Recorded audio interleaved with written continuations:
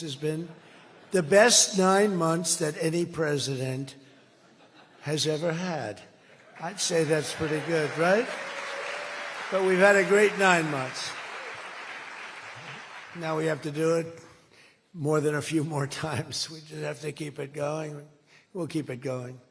I want to thank my friend, a great gentleman, Crown Prince Mohammed of Saudi Arabia, for his bold leadership and deep commitment to the ties between our two countries. Thank you. Thank you. Great gentleman. Yesterday we had a phenomenal visit at the White House celebrating the 80-year bond between the United States and Saudi Arabia. We ended with an unbelievable show last night in a room that was far too small, but the next time you're here, you'll have a much bigger room. It's gonna be much bigger. I made more enemies last night by we had 119 people. That was a record for the room. So they've wanted for 150 years. They've been clamoring for a ballroom at the White House, and we're giving them one. We're giving them one plus, and it'll be something. But you'll be here. You'll be among the first, if not the first, if you'd like. You know, we'll work it out. But you had a lot of people that wanted to be there. They really would have witnessed something that was really incredible. The entertainment last night was incredible, including our great opera singer, but including the military. The talent and the military musically is also incredible. So it was great to be with you last night. I think it was something to behold. We officially designated the kingdom yesterday as the major non-NATO ally. That's a big deal. That's actually a very big deal.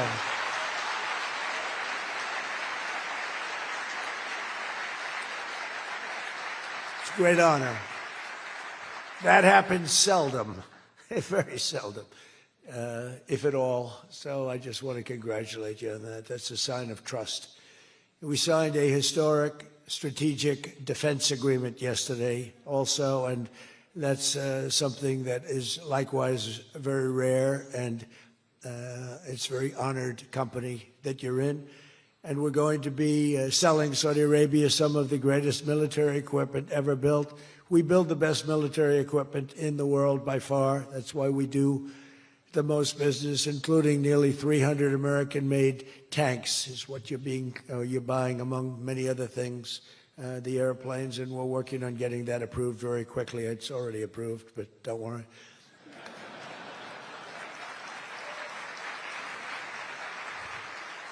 We have to go through a process. The process will take, Elon knows, the process will take about, would you say 24 hours? I think so. You're in good shape, very good shape. The partnership between our two nations is among the most consequential in the entire world, and together the Crown Prince and I are making an alliance stronger and more powerful than it's ever been before. We've had good relationships and, frankly, not good. You didn't have a good relationship with Barack Hussein Obama. You didn't have a good relationship with Sleepy Joe Biden. But you had a great relationship with me, and now it's as good as it was, probably even better if you think about it, because we took the dark cloud away from your country. It was called Iran and its nuclear capability, and we obliterated that very quickly and strongly and powerfully. But that was a real cloud over the whole Middle East, and now they want to make a deal. They want to make a deal. They want to see if they can work out a deal with us, and we'll be doing that probably. But that was a terrible cloud that you had to live with for a long time. 22 years they were thinking about doing that, the B-2s. That was even before the B-2s. Those B-2s, what machines they were. They flew in. They were undetectable. And they dropped their payload, and every single bomb hit its exact mark, which was a shaft going deep into the mountain. And every single one of them hit, and it was total obliteration. And then I was criticized by some of the fake news for saying the word obliteration was too strong, perhaps. They had no idea. Nobody saw it. 3 days later, when the Atomic Energy Commission went, they said it was total obliteration, beyond obliteration, they said. But they want to make a deal. We'll see what happens. This week, our countries also signed groundbreaking agreements on civil nuclear energy, critical minerals, and artificial intelligence, and I want to congratulate a lot of the great American leaders, business leaders that are in the room, and you'll do a great job for Saudi Arabia and for a lot of other people in the room that are buying your product, taking your product, and using your product. All of that is in addition to the $600 billion investment in the United States that Saudi Arabia announced during my unforgettable visit there last spring. Well, I said, could you try and get that up to $1 trillion? And yesterday, the Crown Prince announced that the number that they'll be investing in the United States is $1 trillion. So that's really an honor.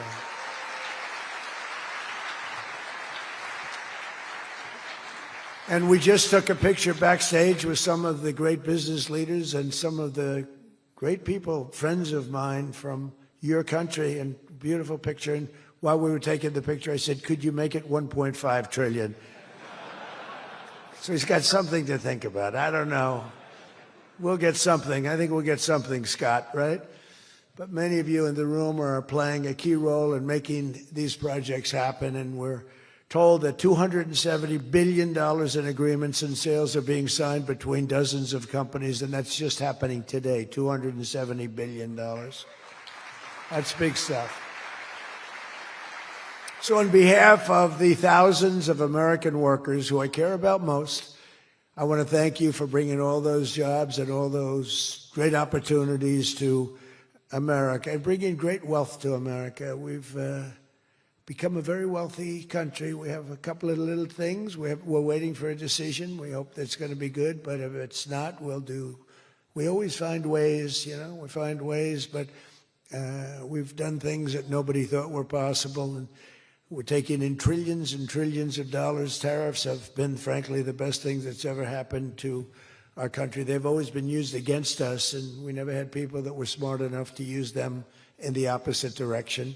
But now you do, and we have taken in trillions of dollars, and it's been absolutely amazing. We're going to be doing a dividend to the people, low and middle income, moderate income people, of at least $2,000. In addition to that, we'll be paying down debt very substantially. It's the kind of money we're taking in.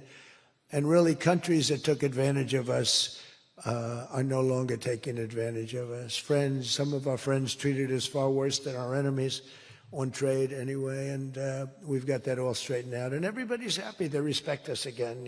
It's like one of those things. I think they like us better, and they actually respect us, and it works out much better for us, too. But I especially want to thank our numerous Saudi friends here today, including the ambassador to the United States, a friend of mine, Princess Rima. Thank you very much. Great job. Great representative you have. You sent a good representative. And many distinguished ministers and members of the cabinet, governor of the Public Investment Fund. Where's Yasser? Yasser's here someplace. Sometimes I see him dressed both ways. I don't know. It's cooler that way. I'd dress that way if I could. Yasser's terrific. He's a terrific man, actually. So thank you very much, Yasser. And Secretary Scott Bessent, who's been fantastic. Where's Scott? We're thinking about him for the Fed, but he wants no part of it. He likes being Secretary of the Treasury. I think we'll leave him. So let's cross your name off, right? Officially, right? Remember, you said that. I love the Fed job. To me, it's the easiest job in the world. You play golf for 28, 29 days, then you go and make a little speech, tell everybody, in the case of the current guy, the wrong information because he has no clue. But if you have good instincts, it's all based on instincts. I see they want to hire 3,000 economists, 3,000, to report to the Fed chairman. What are they going to do? Take all this information? 3,000 economists. That's why they're spending $4 billion on renovating a building that should have cost $25 million to do. They should have spent $25 million. They're building a basement into the Potomac River. I could have told them that's very tough to do and it doesn't work and it's very expensive. But they're up to $4 billion headed by this clown. But we have 3,000, think of it. They want to hire 3,000 economists. So they took a poll and they interviewed 71 people. And of the 71 people, Two people got it right. Two people. One was a great economist whose name I won't tell you because I don't like him personally, but he is good. And the other one that got it the most right was a man named President Donald J. Trump. Do you believe it? Everyone else was wrong. And I didn't have an economist. Well, I had Scott. But we got it right, didn't we? Huh? We got everything right. Doug Burgum, where's Doug? Will you please drill a little bit faster? Between him and I'll tell you, you and Chris was great on television, and he's setting records. They're setting records, but I'll never be satisfied. Drill, you know, we got elected. Drill we must, I called it. Drill, baby, drill. Con Edison, a great utility from New York many years ago, they used to have it said, drill we must and dig we must. So when they were digging in a road, they'd have a sign, dig we must. Well, now we're putting those utilities to shame because I'm allowing all of those AI plants that are being built to build their own electric generating force, and they're building them like nobody's ever seen, and they're coming up with ideas and new contraptions like nobody's ever seen. And this way they can't blame me for not producing electric. I said, you produce it yourself. And actually they didn't believe I was saying that because nobody ever thought of a thing like that. They're building a massive plant. They were going to hook it up to a 200-year-old grid. And you know that wasn't going to work because there's no way of doing that. No way we could have done that. And I had the idea. This was my idea, approved by a couple of people. I said, why wouldn't that happen? They're building a plant for $50 billion. You know, if you build a shopping center for $50 million, it's okay. It's not a bad shopping center. $500 million, you're talking about top of the line. $50 billion. So when it was first explained they're spending $50 billion, I said, no, you mean 50 million. No, sir, we mean 50 billion. And then I saw some of them that were the size of Manhattan. I said, they did mean 50 billion. And I said, well, what you're going to do is with that, how would you like to build your own electric generating plant? And they looked at me like I was crazy because something like that, they really didn't understand it. The smart guys, they didn't understand it. They said to me at the next meeting, sir, the biggest problem we have will be electricity. I said, you don't understand. I told you last week, you're going to build your own. I'm giving you approval to build your own plant, and you will be approved within a period of 2 to 3 weeks. It used to take 20 years prior to termination. In other words, you would wait 20 years and you wouldn't make it. You'd be voted down 5 to 4. I said, we're getting you approved in a 2-week, 3-week period. In fact, Lee Zeldin, one of the superstars of this administration, I said, Lee, if it's oil and gas, get them approved in 2 weeks. If it's nuclear, add another week. Because some are going nuclear, and they're doing, be careful. They better be careful. But they are going to be careful. They're the greatest people in the world. So now they come back and they actually believed it. And now they're being approved rapidly. And we have things being built, the likes of which nobody's ever seen. We're leading China by a lot in AI. And we're also bringing auto plants in from Canada and from Mexico. They took them, and they're all coming back. They're all coming back because of tariffs. If we didn't have tariffs, I mean, they like the fact that we won the election by a landslide on November 5th. That helped. But they're all coming back, and they're coming back from Germany and Japan. Toyota just announced, as you know, $10 billion worth of new plants. They just announced it last week. I went to various countries, and Japan was one of them. And Toyota's coming in with a $10 billion investment in 4 or 5 plants. Now, we're going to be more advanced than we were. So we led the car industry like 100% 50 years ago. We led the chip industry 30, 40 years ago. We had 100%. Then people came in and started taking it. I don't blame them, Taiwan, et cetera. They took 100% because we had no president that protected our industry. If we would have said, it's wonderful that you're going to Taiwan, we think it's great, but when you sell your product back into this country, there will be a 250% tariff. Nobody would have left. Nobody would have left. And Intel would have been a giant. Intel would have been Where's Jensen? Intel would have blown well, he now owns a big chunk of Intel. He's got it figured all different ways. Where are you, Jensen? Stand up. You have done such a good job. And you had a good 2 days, I understand, right? A good 2 days. How's Blackwell doing, okay? Any recent competitors? Anybody going to blow Blackwell away in the next week? They say 10 years. I don't know, maybe 2 years, 3 years. But you will not be stopping there. You'll be going further fast, right? An amazing job you've done. I want to thank Howard Lutnick and Christy Noem for being here. Christy, Howard, good job. Really good job. My daughter Tiffany's here with her great husband, Michael. Thank you very much, Tiffany. Thank you, honey. She was a great student. She went to Georgetown. She was a great, great student, and she finished really right at the top, and we were proud of you. And she was so proud, and her graduation got canceled because of COVID. But I say if her name were something else, they probably wouldn't have canceled it. They didn't like that she did so well in school. They weren't happy about it. I say they canceled your graduation because you were a great student, and they didn't want, but other than that, I have no problems. You see, I don't take anything personally. Anyway, great job. And of course, hundreds of the top minds in technology, finance, and private enterprise from both Saudi Arabia and the United States.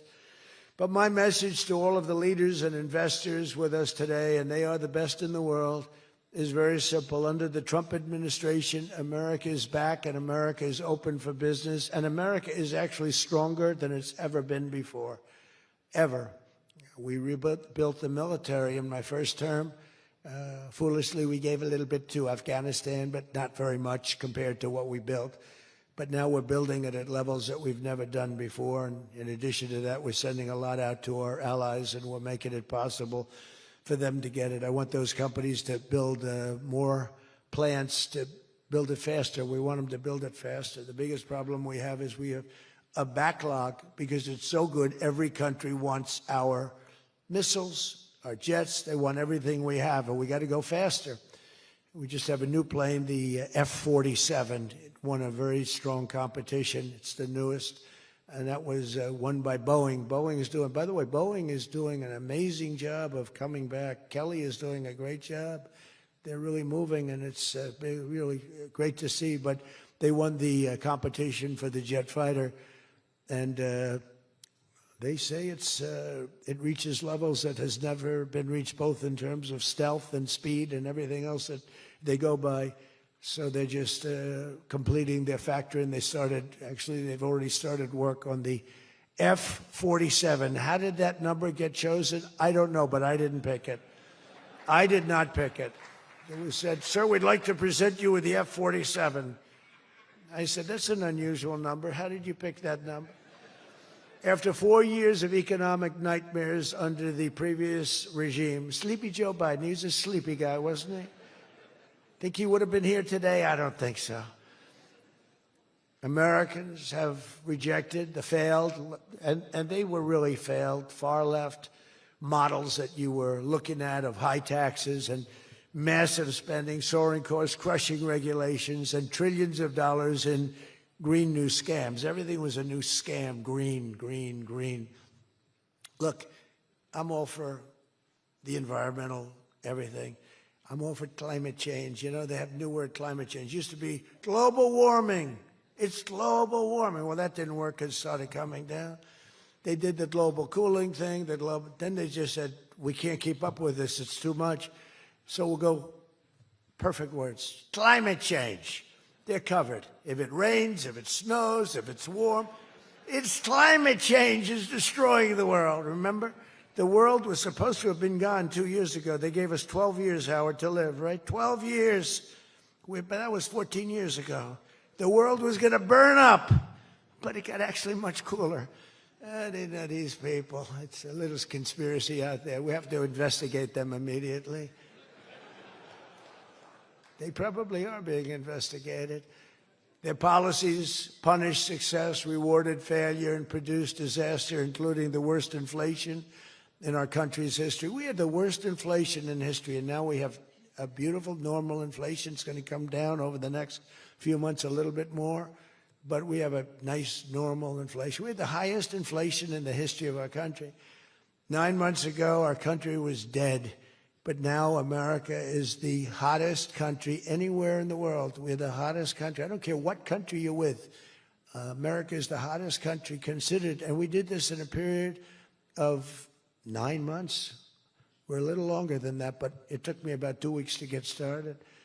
We're rewarding those who build and create, invent, and invest in the USA. And you know, our big, I call it the great, big, beautiful bill. It's the biggest bill ever passed in the history of Congress.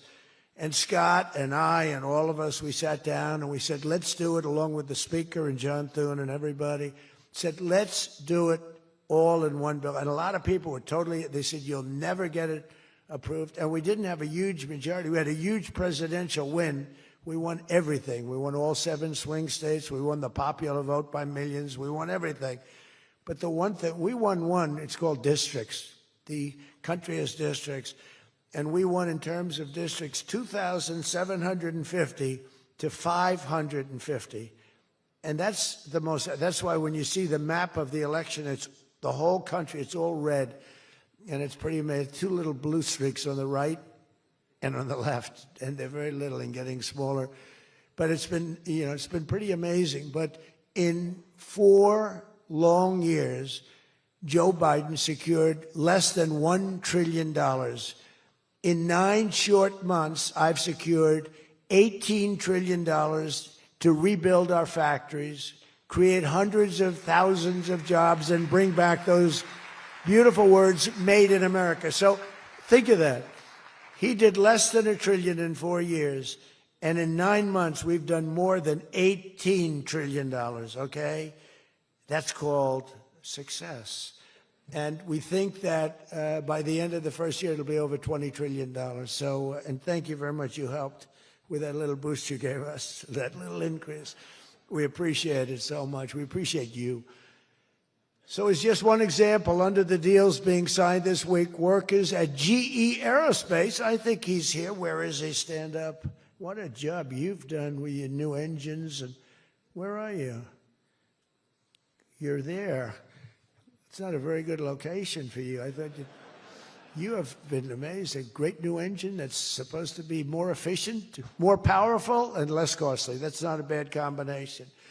But GE Aerospace will soon be delivering dozens of new airplane engines for 787 Dreamliners in Saudi Arabia's commercial fleet. Big order. It was a big order just secured.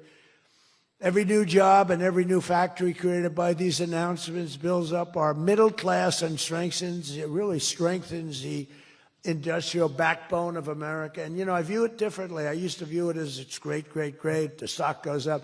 I view everything as jobs now because I don't care. I care about jobs. And we have more jobs. It was just announced we have more jobs right now than we've ever had in the history of our country. Those are big numbers. You know, it's like crazy. It's just a great stat. More jobs today than we've ever had in the history of our country. And we're going to be producing a lot more are coming. In my first term, we built the greatest economy in the history of the world, and now we're do it again. But this is really bigger and better and stronger. The first term, we had what was considered the best economy that any president has ever had. That's nice. And we got hit with COVID, remember? And we did a great job with COVID, but that was a horrible thing for the whole world. The whole world suffered. Your country suffered. Everybody suffered. And despite that, we had the greatest economy. And before that, forget it. We blew it off the charts. I'll never forget, I met with pollsters the day before I got the news about COVID, but I met with 2 pollsters because we were starting to think about the next election. They said, sir, if George Washington and Abraham Lincoln came back from the dead and they aligned and they went for the president, vice president as a combination, you'd be beating them by 25 points.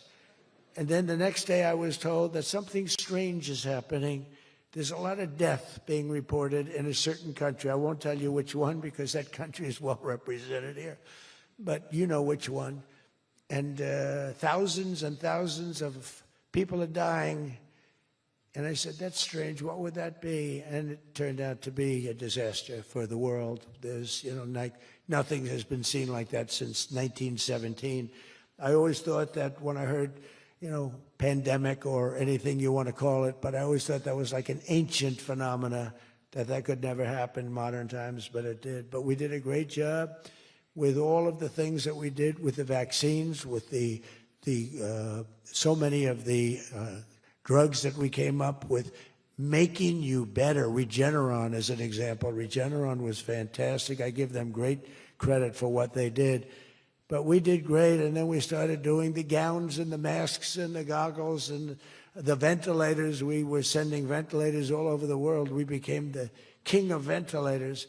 But what a period of time that was for all of us. But despite that, we had the greatest economy in the history of our we had the greatest economy in the history of the world. And I'll tell you, it was an amazing time. But this looks like it's going to be blowing it away, because when these plants, which are being built now, and many are going to be started very shortly, many, but when they open, we're going to see numbers the likes of which nobody's ever seen before. And, in some cases, you're building extremely complex plants. You're building plants to make computers and to make telephones, to make a lot of different things, missiles. But you're building plants that make things that are very, very detailed, and you have to have great knowledge. And you're coming here and you find, if we don't have people that did that before, we are allowing you, and I may take a little heat. I always take a little heat from my people, the people that love me and the people that I love. They happen to be toward the right of center, toward the right. Sometimes they're way right. But if you have to bring people to get those plants opened, we want you to do that, and we want those people to teach our people how to make computer chips and how to make other things.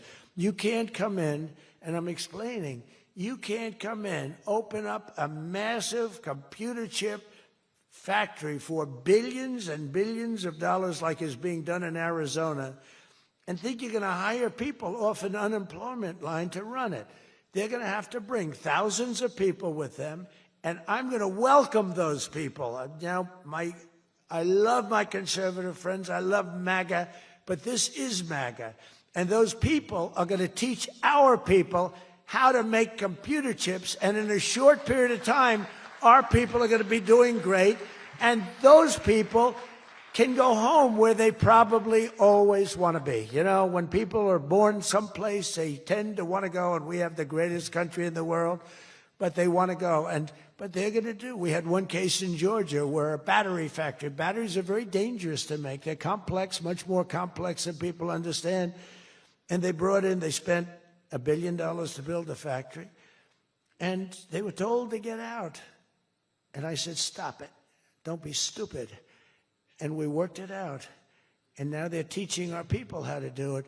But they're going to have to spend, Jensen, I don't think you can open up a big plant with your friend from Taiwan where we're going to have 40 or 50% of the computer chip business at I don't think you can do that with people that don't even know what a chip looks like. Do you agree with that? So somehow, the people that are against this are really, really smart. They're unbelievable patriots, but they just don't understand. Our people have to be taught. This is something they've never done. And we're not going to be successful if we don't allow people that invest billions of dollars in plant and equipment to bring a lot of their people from their country to get that plant open, operating, and working. I'm sorry. So my poll numbers just went down, but with smart people, they've gone way up. They've gone way up. And I mean that. So for those of you that are doing the plants, you're going to have all the help you need, and you're going to do a great job. And you're going to teach our people how to do it, and our people are going to be just as good as your people ever were in not such a long period of time. Since the election, the stock market has set, and this is a little more than 9 months, 46 all-time record highs. And the growth is now amazing, and it's lifting up the Americans and American economy like nobody's ever seen before. It's the biggest. There's never been a period of time like this. Wages for hourly workers are rising at the fastest pace in 60 years, and real wages for construction workers are up $2,200 a year. And that's good, and that's spending. They're going to spend. They're going to buy many of the things that you're making. In 9 months, we've lifted over 600,000 Americans off food stamps, and that's happening rapidly. You know, when we had the problem 2 weeks ago on the SNAP, and they talked about all of this, the numbers. So when I left, which was a rigged election, by the way, but that's okay. You know, they used to go crazy. I'd say rigged, nobody complains anymore because now they realize it was, and it's been proven, and it continues to be proven. But when I left, that number was $7 billion. Now it's $47 billion. That's Biden. So if you think about it, if Kamala, who's the same basic thing, grossly incompetent, he was incompetent. They're all incompetent because their policies are incompetent. Open borders, men playing in women's sports, transgender for everybody. I mean, they got the worst policy. I don't talk about it too much because if I talk about it, they might change. So, no, I don't talk about it. I tell people, don't talk about it. Wait till 2 weeks before the election and hit the hell out of them. Right? We talked about that, right, Elon? He said, we wait 2 weeks before. It's almost like you're in a war. Don't shoot yet. Don't shoot. Hold your fire. The enemy's rushing. Hold your fire. Don't shoot. Okay, now you can go. 2 weeks before. But I watched a guy the other day, a congressman, fighting for men playing in women's sports. And the new weightlifting record for a certain weight was just set. The man was 119 pounds higher than a woman champion who was a phenomenal champion. Beat her by 119, and he was an average lifter prior to transitioning. A lot of the Saudis are sitting here saying, what the hell is he talking about transition? They don't do a lot of transitioning. They're sitting here, the Saudis are saying, what is he talking about? They're saying, what do you mean women are playing against men? No, that doesn't happen, does it? Yeah, it does. These people are crazy. 1.9 million more American-born workers are employed today. Think of that, than when I took office. So we picked up almost 2 million workers, and more Americans are now working, as I said, than at any time in the history of our country. Under Biden, 1 out of every 4 new jobs went to increase the size of the federal government. So in other words, 1 out of 4 was a federal worker. Well, now, if I wanted to do something for purely political reasons, I'd say, Susie, let's hire a couple of million federal workers. And you know what happened? Unemployment is unbelievable. We don't do that. They did that. They used to hire workers in order to fudge up the numbers. The federal workers. By the way, Susie Wiles, most powerful woman anywhere in the world by the biggest, most important magazine. Susie Wiles, she had her father, Pat Summerall, the great announcer, football. He was a great football player, became an even greater, the voice of the NFL, and he was supposed to be a tough cookie, and I believe it 100%. Most powerful woman in the world. She can take out a country, take out a country with 1 phone call. That's power. I don't know if I could do that, but she could. Thank you, Susie. Do you feel good about the job you're doing? Huh? She's never going to be satisfied. She's doing a great job. We're also making incredible strides to make America affordable again. That's a new word that they're using. Affordability, they talk. They had the worst inflation in history. They had the highest prices in history. The country was going to hell. The only thing that we're going up in is our stock market, okay? The only price that we really have, I mean, we're bringing prices down, but they came up with a new word, affordability. And they look at we are all about affordability, and everyone assumes that that meant that, no, their prices were high. If you look at the numbers, since I took office, core inflation is now below 2.7%. It was at numbers that nobody had ever seen before with them. Walmart just announced that the cost of their standard Thanksgiving meal is reduced by 25% this year from last year. So they make Look, the Democrats, I don't know, some of you are probably liberal Democrats. I don't know about in your country. I don't know if you know that word, liberal. The word liberal doesn't exist. But they have a new word now. You can't use liberal. You have to use the word progressive. And I don't like using it. It's a beautiful word, progressive. Progressive, that's not them. They're regressive. No, they're regressive. Think of it. So if I don't get in, we have $20 trillion. Let's say she gets in. Instead of $20 trillion, you'd lose $10 trillion, and your welfare and other benefits would go up by 30%. Look at SNAP. Look at what happened there. From 7 million to 47. From 7 billion to 47 billion. It would be that. So we would lose business. Countries and companies and people would flee our country. They would flee. And all of the other things would go up. In other words, would end up with a shell of a country, and I'm being nice when I use the word shell. This country would have been in big trouble. And I don't want to get him in trouble, but that gentleman right there, the most respected man in the room, that's today because we're here. Most respected man, I have to say that. Don't worry, when I'm with other countries and the leaders sitting there, I say the same about them. Don't worry. Don't get carried away. No, the most respected, one of the great leaders, he told me when I was in his country, he said, and I use it all the time. Sometimes I refer to him because I have great respect for him. I figure it sells better. But he said exactly these words. He said, it's amazing what you've done. 1 year ago, your country was dead. And now you've got the hottest country in the world. That was, you were the first one that said that. And I've used your name hundreds of times. I use your name, I say, that king of Saudi Arabia said. But anyway, but it's true. We were a country that was in really bad trouble. We were a country that would have been dead, I believe, within a year or 2 years after the election. We were headed in a very bad direction. And now we're headed in the best direction I think that we've ever been headed. According to the USDA, Turkey is down, think of that, 33%. And I'm not talking about the country of Turkey. He's doing fine. Erdogan is doing good. Just want to, I don't want him calling me. I'm not down 33%. He's a friend of ours. We got to take care of our friends. Since March, egg prices are down 86%. Think of 86%. Many other prices are down in a similar number.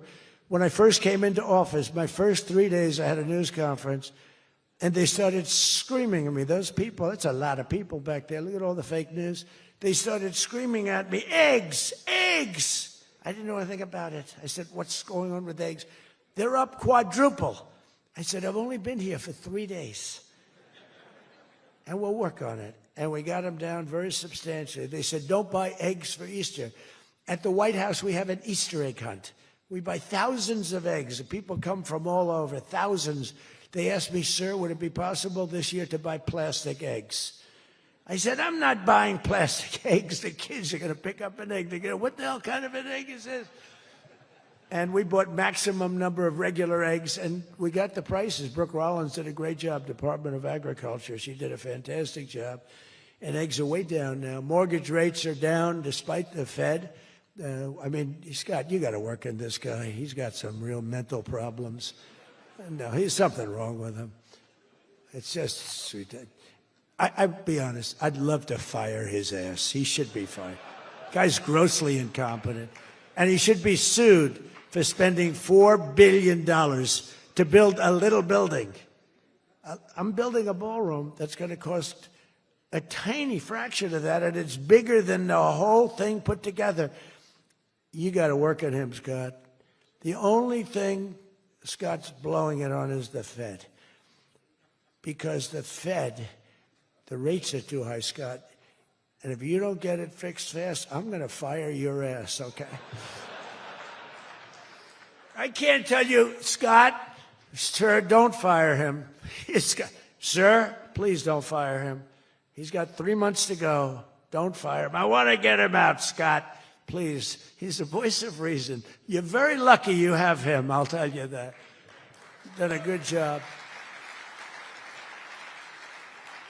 I think Howard's a little bit more for firing him. I mean, right, Howard? I think Howard would say, get him the hell out of there. Anyway, well, congressional Democrats wanted the largest tax hike in history. They wanted to raise your taxes by 42% of you, 44%. I proudly gave you the largest tax cuts in American history. Don't forget, the great big beautiful bill doesn't kick in until January 1st. So all these numbers that you're reading about, all these great numbers, that's without the tax cuts. The tax cuts take effect on January 1st, and that's no tax on tips, no tax on overtime, and no tax on Social Security for our great seniors. Even people that go buy a car, they've never had this. You know, middle-income people don't know what the word deduction is. They don't know. This room, they live on deductions. Me too. How much of a deduction do I get? We all live on it.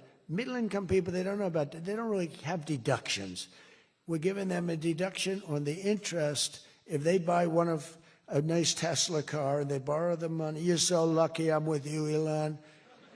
I'll tell you, has he ever thanked me properly? Although I do let him buy other than electric cars, but these are minor details. You know, we had a mandate, which even Elon thought was ridiculous, that everybody has to have an electric car by 2030. And once, fortunately, he said, that's a ridiculous thing. So I keep quoting, but I'm giving them a deduction. Now, Elon would like to have it differently. A deduction only if you buy a Tesla, right? But we'll let it be for everybody. But think of it. You get a deduction on the loan, on your interest payment. I think that's going to be an unbelievable boon to car sales. I think it's one of the biggest things, and we'll see, but I think it's going to be. And the biggest thing I've done for business and jobs is deductibility, where all of that money that you're spending, 100%, think of it, expensing for all new equipment purchase, factory construction, including structure. Every single thing you're allowed to deduct, expensing 1 year. And that's what made our first tax bill, in my opinion, more than anything else, bringing your money back in. We have that, we have everything. Trillions of dollars, hundreds of billions, but trillions of dollars. Apple alone, Tim Cook brought in hundreds of billions of dollars. You couldn't do it under the old tax code. You'd have to pay so much tax, and just the bureaucracy of it. We made it very simple. We charged a fair rate, and we took in billions. Well, we have that. But the expensing, to me, was the thing that made it so successful. And the other thing is all of those tax cuts that we got, that was the largest tax cut in history. On top of adding to those cuts, we extended the original tax cuts. If we didn't extend, you would have had about a 58% tax increase from that point, and we were able to get that extended. So I want to thank the Speaker of the House, and I want to thank John Thune. And a lot of people thought that bill, because we put everything into that one, we took 4 years' worth of things, and we put them into the great, big, beautiful bill. And we got it passed. It was close, like about a quarter of a vote. It was on fumes. We thought for a couple of moments we were not going to be able to get it. Then we would have had to have it in 9 or 12 or 14 different bills. And I don't think we would have gotten many of them approved. We would have gotten some easily approved, but some we would have gotten no votes on. By putting it all together, we got everything. And it was a great job, and I think someday it's going to be appreciated. But among other things, it's the biggest tax cut in history for people and for businesses. So just enjoy it, and think of me every once in a while when you're hiring new people and making a lot of money. You just think about us. But I'm cutting a record number of job-killing regulations. That's the other thing. And I've already slashed more than $1 trillion worth of regulations this year. My last term, I gave the largest regulation cut in history, and now we're doing it again. In fact, for every new regulation, they're mandated to cut 10. And so far, it's for every new regulation, they've cut 30. So they have the idea. And very importantly, we stopped Joe Biden's radical crusade to kill oil and natural gas. Somehow, I don't think Saudi Arabia would like me too much if we decide to kill oil and natural gas. There's nothing like it. It works. Windmills don't work. Other things, I don't want to get into it too much, but they don't work. What does work is natural gas, oil, nuclear, and other things. But the windmills are a disaster. I am the biggest negative person on windmills. They ruin your locations. They ruin. When I look at some of these countrysides that are littered with windmills, and every time it goes around, you lose money. The country loses money. It's a disaster. And I just hope that some of these countries that are losing their ass, we have countries that are going bankrupt because they're putting windmills all over the place. You're supposed to make money with energy, not lose money with energy. And we talk about oil, and we talk even clean, beautiful coal. I said, you're not allowed to mention the word coal unless you precede it by saying clean, beautiful. So I have my people in the office, they're talking about coal, right?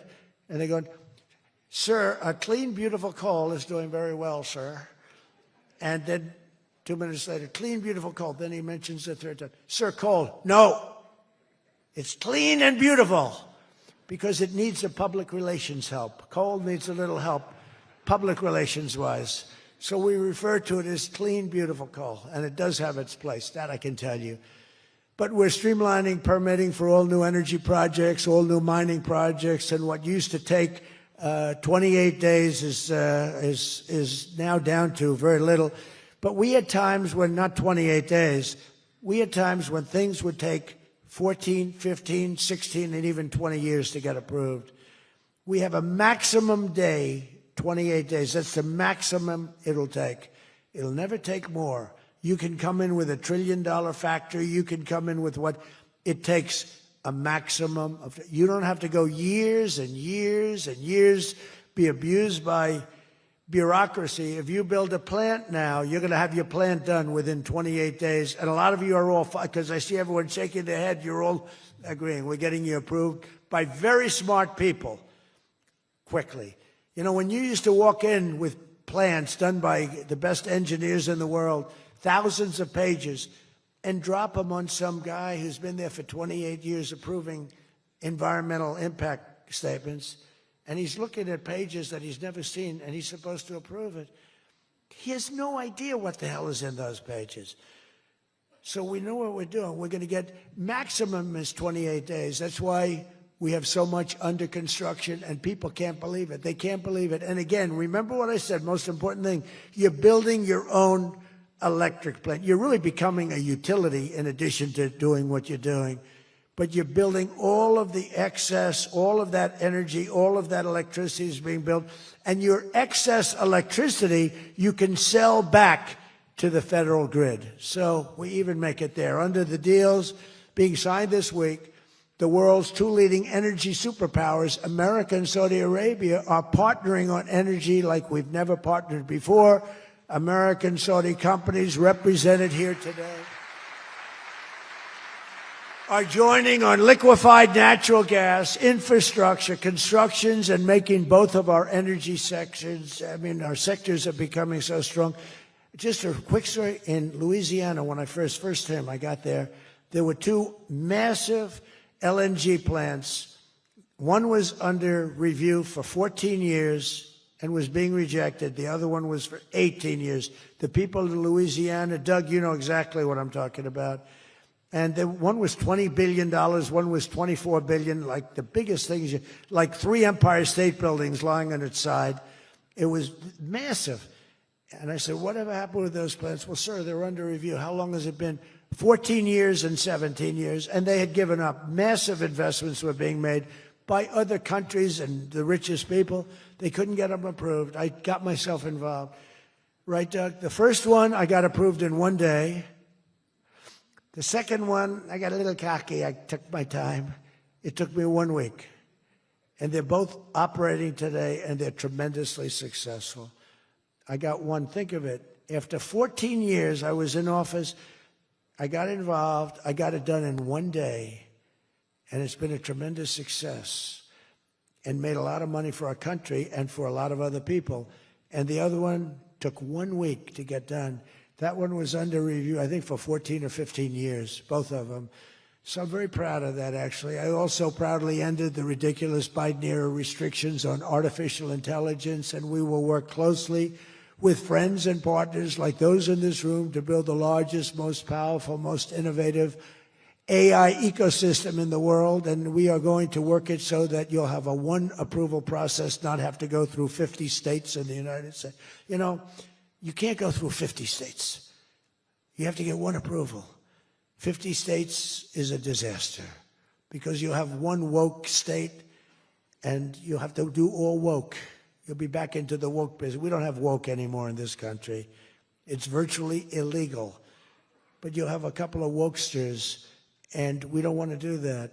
We want to get the AI done, and I'm working with David. David's done a fantastic job. If he's here, I think he is. He is. Thank you. David's done a fantastic job. But we want one approval, one, and hopefully you have the right guy in the federal government. Hopefully you have the right president, but you have one approval, one approving body, not 50, not, hundreds of people all over the country looking at what you're doing. And basically you're forced to take the worst and the most onerous, right, Jensen? Are you happy with that, Jensen? Thank you. If Jensen's happy, I'm happy. But what's very important, we have to do that. And we have a couple of very good, very well-meaning senators that think every state should have a right to approve. We're not going to do that because that will not allow you to do what we have to do. And we'll get that straightened out. Together, the United States and Saudi Arabia are unleashing really the most incredible new prosperity together. And we're also making history and forging peace. And I've settled 8 raging conflicts, 8 wars. I've settled 8 wars. I have one to go. You know what that one is. I thought that was going to be my easy one because I have a good relationship with President Putin, but I'm a little disappointed in President Putin right now. He knows that. I thought that was going to be the easy one. I settled one war, 36 years. I got it done in one day. I had another one, 32 years, millions of people killed. Even Congo and the Rwanda, they had 10 million people killed. It was out of control. I got that settled. I have a man's father who happens to be in this room doing a great job, right? Got that settled. I settled 8 wars, and I'll tell you, His Majesty would like me to do something very powerful having to do with Sudan. It was not on my my charts to be involved in that. I thought it was just something that was crazy and out of control.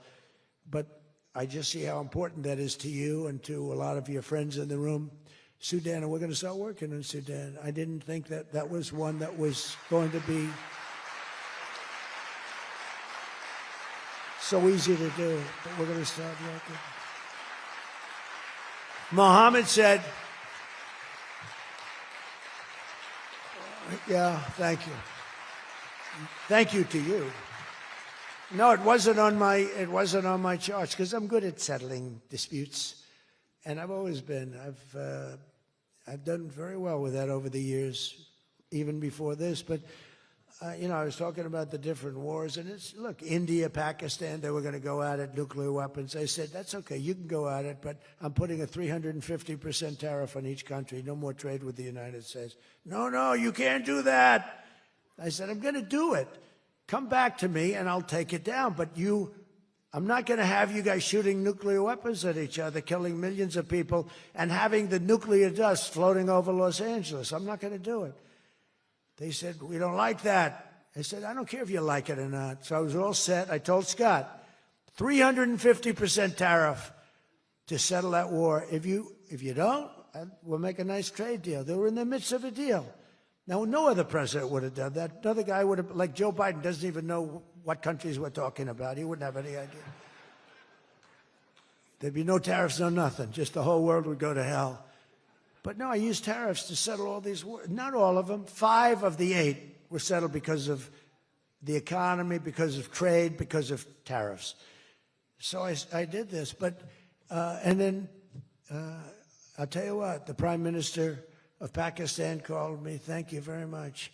He actually said, I saved millions, and he said it in front of Susie. He said, President Trump saved millions and millions of lives. He doesn't even know that, but he saved millions of lives, and he talks about it. And I got a call from Prime Minister Modi saying, we're done.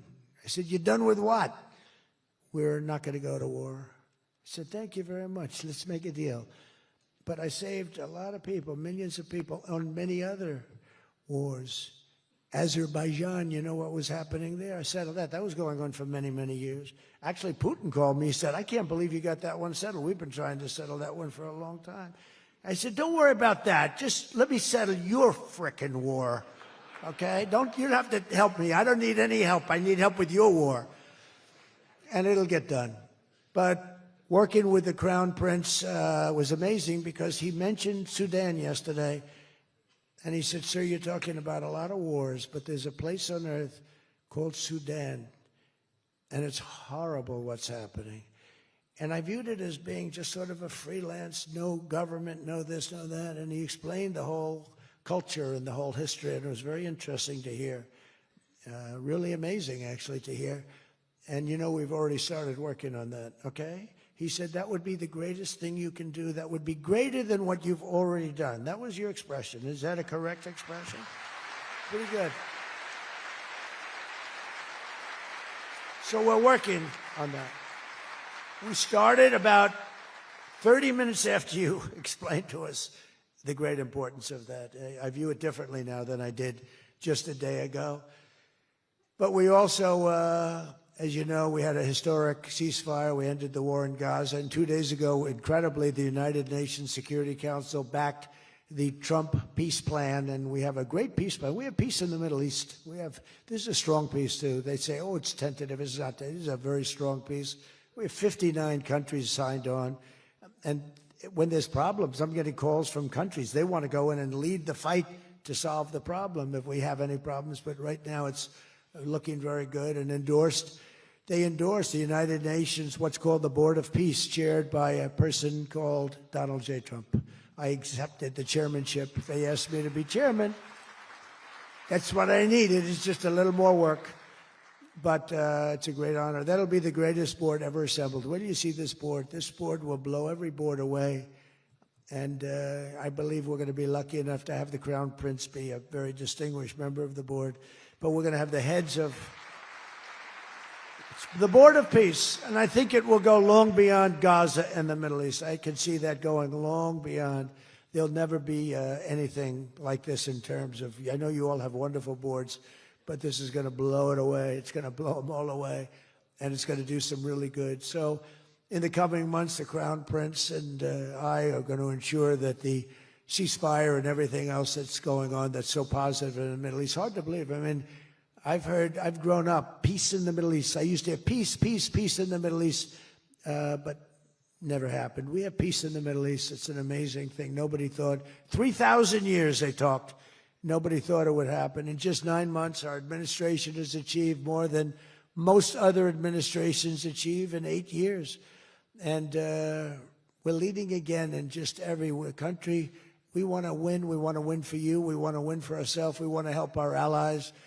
We want to change our enemies. We want to change our enemies. I'm being nice when I say it that way, but we want to change them. And if they don't change, we're going to be nasty. But hopefully we're not going to have to be nasty. But we want the world to prosper. We want the world to be safe. Our alliances are flourishing like they haven't before. And, you know, they're respecting America again. They didn't respect us. We were like a bunch of stupid people. We had a president that couldn't get up and talk, couldn't walk up a flight of stairs. We had people that didn't know what the hell they were doing. We were an embarrassment all over the world. But now we have people that are respected at levels that we've never seen before. So I just want to tell you that this is a group that I respect. I read every single name of every single person sitting in each and every seat. And I either know you or I know of you. This is an amazing group of people. And it really is headed by that gentleman sitting right smack center with 2 seats in between him. He wants plenty of room. And he's going to be the king of Saudi Arabia right now. He's the most distinguished gentleman. He's my friend. And thank you very much for what you've done for us, and we will always be with you. Thank you, Mohammed. I appreciate it. Thank you, everybody. Thank you very much. Thank you.